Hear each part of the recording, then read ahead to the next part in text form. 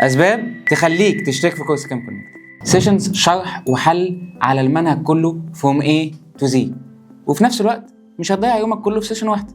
ومش بس كده، بعد ما نخلص المنهج كله في شهر 2 هيبقى معانا وقت ل 14 سيشن مراجعه لحد الامتحانات. يعني هنراجع ونحل براحتنا بدون اي تاخير. وعشان تطبيق الفهم اهم من الشرح نفسه، فاحنا عاملين بعد كل سيشن اساينمنت وكويز، ولازم الطلبه تحلوا على طول بعد المذاكره عشان يطبقوا. وكمان هيلاقوا تطبيقات على امتحان اليو ار تي من اول اسبوع. كل ده عشان نجهزهم طول السنه لامتحانات الثانويه. كل شهر هيكون في امتحان شامل تراكم بيقيس مستويات الفهم والتطبيق عند الطالب، عشان لو في مشكله في فهم الطالب او الحل نحلها سوا. لو في اي حاجه محتاجه اعاده شرح او اي سؤال وقف مع الطالب، يقدر يتواصل معايا بشكل شخصي. في كام كونكت احنا مدركين ان الطلبه محتاجه تفهم البراكتيكال كجزء اساسي من نظام ستيم. عشان كده هنبقى عاملين سيشنز خاصه للتوبكس بتاعه البراكتيكال متصوره من قلب المعمل عشان نشرح فيها التجارب للطلبه. في كام كونكت احنا بنربط الكيمستري بكل حاجه حوالينا،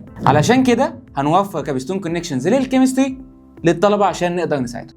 واخيرا في كام كونكت عندنا سيستم تواصل مع الطلبه سريع على مدار اليوم كله، وبتواصل شخصي مني. ده غير الفيدباك سيستم اللي هيكون مع اولياء الامور، يعني درجات ابنك وبنتك دايما هيكونوا معاك، غير ان هيكون في فيدباك منكم لينا عشان احنا دايما بنهتم بارائكم. تابعنا دلوقتي عشان تقدر تستفيد بكل ما يخص كورس الكيمستري لثالثه سنه، واكتب لنا في الكومنتس ايه اصعب جزء واجهته في الكيمستري ومستنينا ان احنا نشرحه. انا دكتور محمد نشأت، واتمنى لكم كل التوفيق والنجاح.